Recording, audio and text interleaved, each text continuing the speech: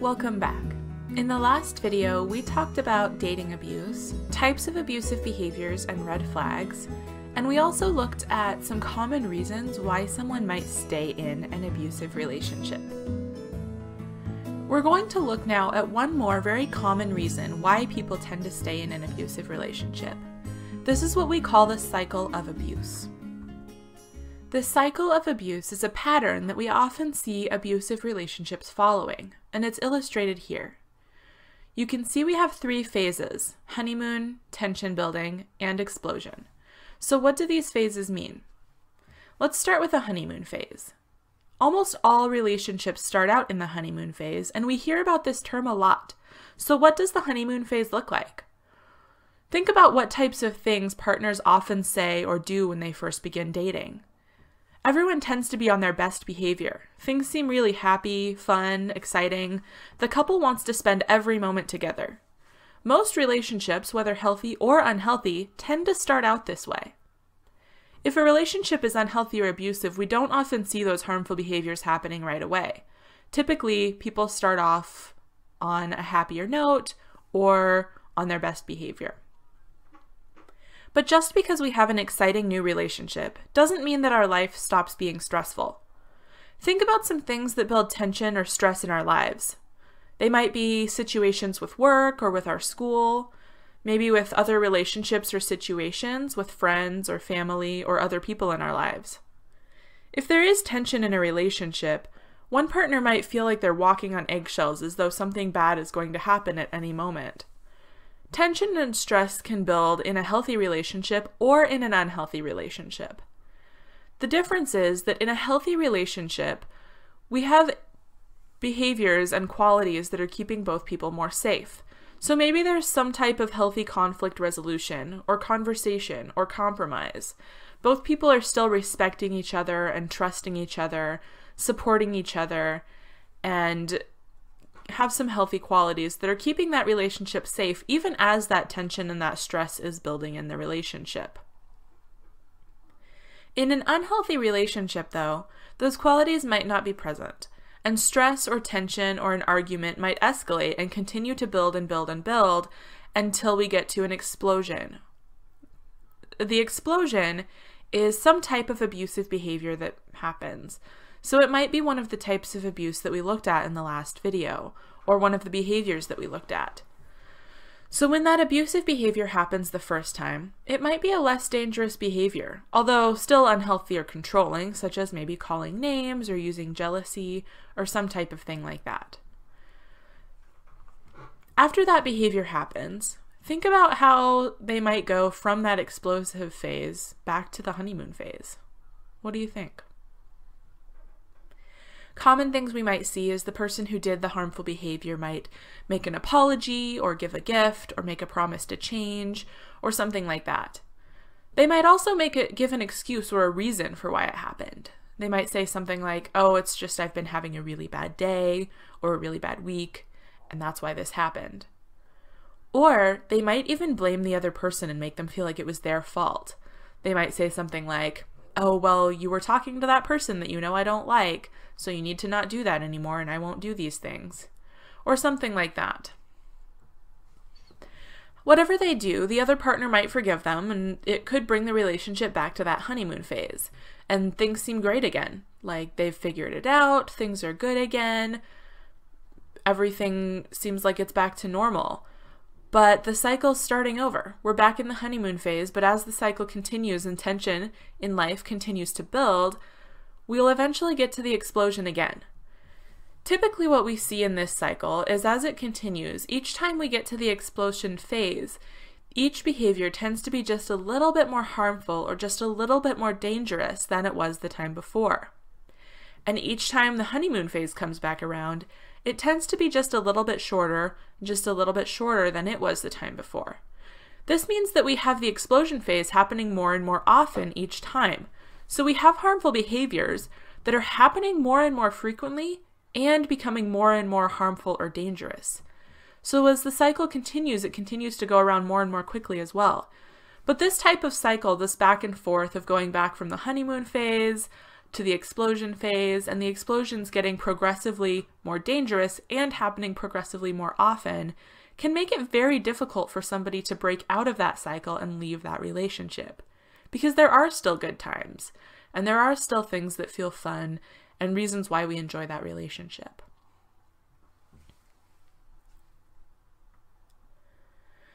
We're going to go ahead and have you pause this video again and watch the linked video called Love Labyrinth. As this video plays, keep in mind some of these questions that you see here on the screen. How is it highlighting the cycle of abuse? What are some explosions or abusive behaviors that you notice throughout the video? Does the girl in the video go back to the partner in the end? Why is that? So go ahead and pause this video, watch the linked video, and then come back and reflect on, write down, or talk about these questions that are here on the screen. Okay, so by now you should have done that exercise, watch the video, and kind of reflect on these questions. What are some elements that maybe were unhealthy or potential red flags? Did you see the cycle of abuse happening in the video? A sort of back and forth? What are some abusive or harmful behaviors that you noticed? Why do you think she went back to her partner in the end? There's not really any single wrong or right answers in these questions. They're just helpful for us to think about and evaluate as we see in different scenarios.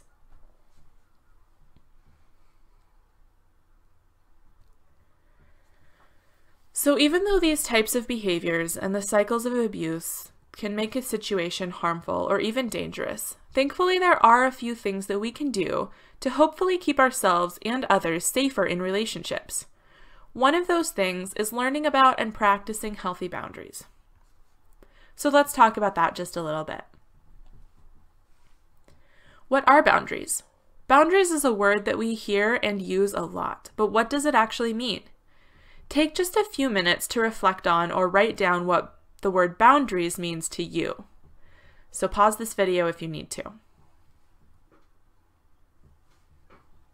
Boundaries are limits that define the types of behaviors that we consider to be acceptable or okay. Different people have different types of boundaries, and there are a handful of different categories that we can put those boundaries in. But talking about them with our partner is a great way to make sure that each person's needs in a relationship are being met, and make sure that each person feels safe and secure in that relationship. So they can fall under a couple different categories. They could be physical, they could be emotional, or they could be digital. Think about some examples of each of these types of boundaries. Choose at least one and discuss, reflect, or write down a few examples. A physical boundary someone might set could include how often they want to be touched, or what types of physical affection they're comfortable with, or some other similar thing. So for example, someone might be okay with a certain type of physical affection in private, but not in public. That would be a boundary. Physical boundaries can look like lots of different things. Emotional boundaries might include behaviors like actions or conversations or that type of thing. So for example, someone might enjoy laughing and talking with their partner, but maybe they want to avoid certain topics that are more sensitive or personal to them. That could be an emotional boundary. Digital boundaries could include interaction or communication that happens online or through technology. So for example, someone could be okay with their partner video chatting with them in the evening, but they might not want their partner to call them while they're at school or at work. That could be a digital boundary.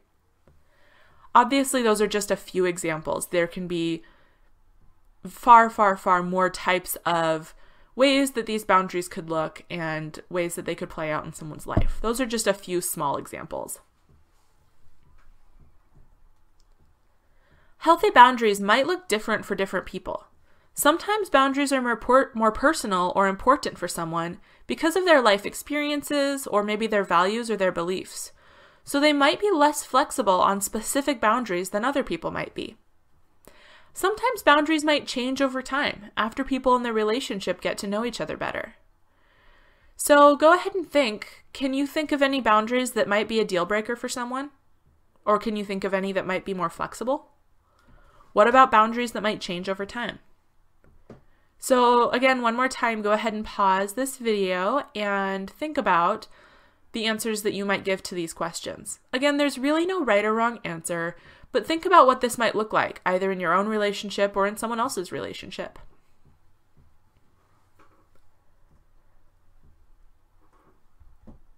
How do we set boundaries? It's important for us to know ourselves and to know what boundaries are important for us so that we can communicate those boundaries clearly.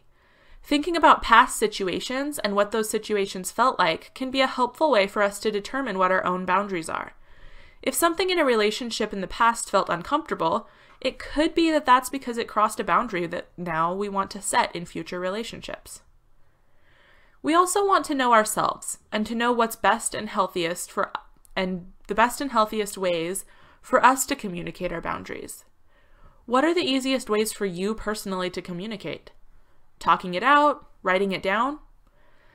Some people like to have one long conversation. Other people like to have many short conversations over a short period of time or a long period of time. Knowing the ways that work best for you to communicate your own thoughts and feelings is a very big step toward learning how you can best communicate your own boundaries. So again, take a few minutes, pause this video, and think about these questions. How do people decide which boundaries are important for them? And what are healthy ways to communicate those boundaries?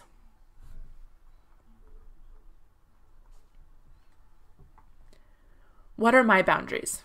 It might be helpful for you to think about what boundaries are important for you personally. How will you decide and communicate that? How do you respect other people's boundaries? Respecting other people's boundaries can be hard to remember, especially if those boundaries are different from our own, and that can take a lot of communication.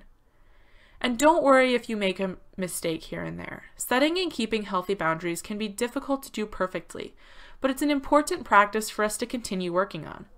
The more we think about and practice healthy boundaries, the safer we will all be in relationships.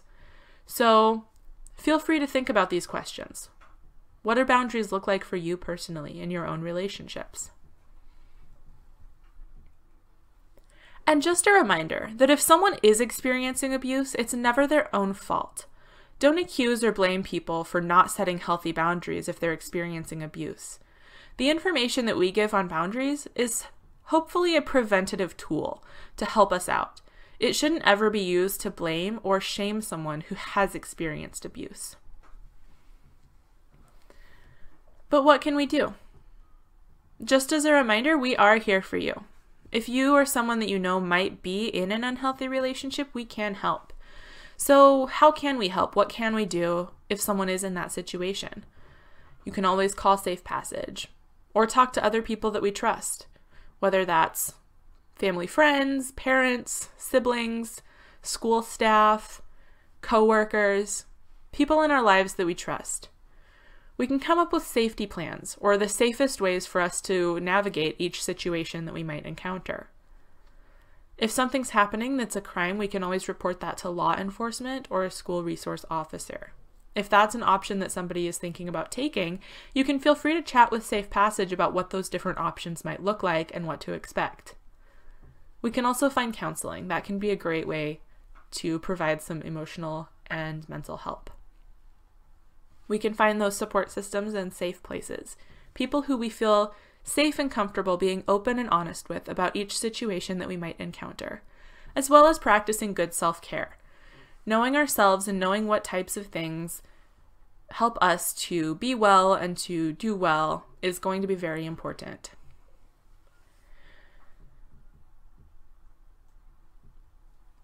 So feel free to reach out to us. On the top is, again, our 24/7 hotline that is available at any time. Feel free to reach out to us by that number, or you can email us or follow us on Instagram or Facebook. We have our website that's second, www.safepassageid.org. You can also get a hold of us via email or our Instagram. Just as a reminder, if the issue is very time sensitive, or if you need to talk to someone right away, do call the hotline. If you have a question or just want to say hi and it's not a time-sensitive email, feel free to reach out to us by that studentsafety@safepassageid.org email, or by sending us a message or following us on Instagram @SafePassageTeam. So feel free to reach out, follow us. If you have any questions or would like more clarification, we are more than happy to help you out. Thank you so much for participating and for watching these videos, and we do hope that they were helpful to you. Have a wonderful day.